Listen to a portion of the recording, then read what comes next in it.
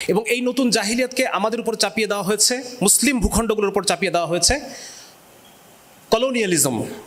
কলোনিয়ালিজমের যে সময়টা, তারা পৃথিবীর বিভিন্ন জায়গায় জায়গায় তারা কলোনি স্থাপন করেছে মুসলমানদের বিভিন্ন জায়গাগুলোতে।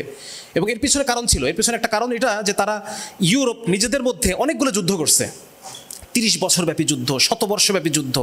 এবং যুদ্ধের মধ্যে টেকনোলজি তৈরি হয়। যুদ্ধের মধ্যে কি তৈরি হয়? টেকনোলজি তৈরি হয়। তারা নিজেদের মধ্যে যুদ্ধের এই টেকনোলজির কারণে তারা আপার হ্যান্ড হয়ে গেছে, মানে মিলিটারি ক্যাপাবিলিটির দিক থেকে। এবং এরপর ফলে আমরা দেখতে পাই যে তারা পৃথিবীর বিভিন্ন জায়গায় কলোনি স্থাপন করেছে এবং এই কলোনির সুবাদে তারা জোরপূর্বক এই তাদের যে চিন্তা, এই যে চিন্তাগুলো ইউরোপে জন্ম নিয়েছে ব্যবসায়ী দার্শনিকদের হাত ধরে, এই চিন্তাগুলোকে বিভিন্ন জায়গায় তারা চাপিয়ে দিয়েছে। 2 নম্বর হচ্ছে, এরপরে যখন কলোনিয়ালিজম শেষ হলো, যখন তারা এই দেশগুলোকে স্বাধীন করে দিল, মুসলমানদের দেশ মুসলমানদের কাছে ফেরত দিয়ে দিল, এরকম করে যারা তখন তারা চলে গেল, তখনকার সময়টাকে মানে এখনকার যে সময়টা, এটাকে আমরা বলছি পোস্ট কলোনিয়ালিজম। যে কলোনি চলে গেছে কিন্তু কলোনিয়াল যে ভূত, সেই ভূত এখনো আছে, তারাই এখন চালায়। এবং এটা আমরা জানি যে, আমরা দেখি যে লর্ড ম্যাকলে তার শিক্ষাক্রম 1835 সালের যে শিক্ষা ব্যবস্থা তিনি প্রণয়ন করলেন, তার উদ্দেশ্য কি সেখানে উনি উল্লেখ করলেন যে এটার উদ্দেশ্য হচ্ছে কিছু বাদামি চামড়ার ব্রিটিশ তৈরি করে যাওয়া। যে বাদামি চামড়ার ব্রিটিশরা, মানে আগে ব্যাপারটা এরকম ছিল যে ব্রিটিশরা গরু পালতো, গরু থেকে দুধ দুয়ে নিয়ে চলে যেত। আর এখন হচ্ছে না, এখন ব্রিটিশরা গরু পারবে না, গরু নিজেই চড়ে খাবে, কিন্তু দুধটা তারা দুয়ে নেবে। হ্যাঁ, এই হচ্ছে তাদের স্ট্র্যাটেজি, পোস্ট কলোনিয়াল যে স্ট্র্যাটেজি, সেটা তারা পোস্ট কলোনিয়ালিজম করে কিছু মানুষ তারা তৈরি করছে। সেই মানুষগুলা কলোনির কন্টিনিউয়েশন। আমরা এখনও কলোনি থেকে স্বাধীন হই নাই, সেই কন্টিনিউয়েশন, সেই কলোনি পিরিয়ডের যে শিক্ষা, সেই পিরিয়ডের যে বিচার। হ্যাঁ, আপনারা জানেন যে আমাদের দণ্ডবিধি এখনও সেই 1835 সালের দণ্ডবিধি বিভিন্ন জায়গায় উল্লেখ থাকে, সেটা এখনও আছে, এখনও শিক্ষা ব্যবস্থাটা এখনও সেরকম আছে। হ্যাঁ, তারপর আমাদের যে ব্যুরোক্রেসি, যেটা যে আমলাতন্ত্র, এটাও সেই একই রকমভাবে আছে।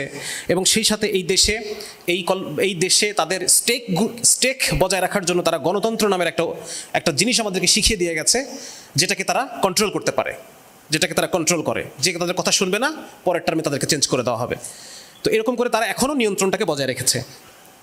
3 নম্বর হচ্ছে, তারা তারা এইভাবে তার নিয়ন্ত্রণ বজায় রেখেছে এবং একই সাথে তারা আমাদের মধ্যে হীনম্মন্যতা তৈরি করেছে, সমস্ত জায়গায় দেখব। তো যেটা বলতে চাচ্ছি যে এই সময় মানুষ, এই সব ব্যবসায়ী দার্শনিকদের হাতে এক নতুন চিন্তার উদ্ভব হলো, যে চিন্তার মধ্যে ধর্মের কোনো স্থান থাকবে না। তারা বলছেন যে যেহেতু ইউরোপের সমস্ত অরাজকতার মূলে ধর্ম, সুতরাং এই ধর্মকে ব্যক্তিগত পর্যায়ে নিয়ে যাও এবং রাষ্ট্র থেকে, সমাজ থেকে, পরিবার থেকে, সব জায়গা থেকে ধর্মকে উৎখাত করো। এবং চিন্তার যে নতুন অ্যাঙ্গেল তারা তৈরি করলেন, যেটাকে আমরা বস্তুবাদ বলি, যে এই পৃথিবী, পার্থিব যে সুখ শান্তি, পার্থিব বিষয়গুলোকে অর্জন করা, এটার মধ্যেই মানুষের সুখ শান্তি নিহিত। এতদিন পর্যন্ত ধর্ম, ইভেন খ্রিস্ট ধর্ম এই কথাই বলছিল যে সুখ শান্তি একমাত্র নাজাতের মধ্যে। তো এনারা এসে বললেন যে নাজাতের মধ্যে সুখ শান্তি নাই, ইহকালের জীবনই জীবন, এবং ইহকালের জীবনে সুখ শান্তি অর্জন করা, এটাই সুখ শান্তি।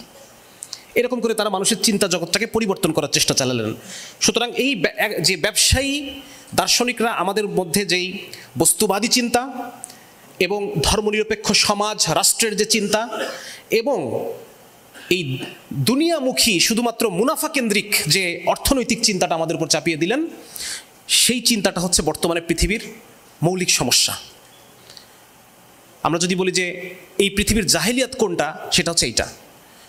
আজকে আমরা যেটাকে লিবারাল সেকুলার, হ্যাঁ, মানে একটা কমপ্লিট প্যাকেজ আমরা বলি, তাই না, যে liberal secular capitalistic world view যেটাকে আমরা বলছি, এইটা হচ্ছে বর্তমান পৃথিবীর নব্য জাহিলিয়াত। যেটাকে যদিও এটা শুরু হয়েছে সেই রেনেসাঁ থেকে, এনলাইটেনমেন্ট হয়ে আজকে পর্যন্ত এটা ম্যাচিউরড, তো এটা হচ্ছে সেই নতুন জাহিলিয়াত।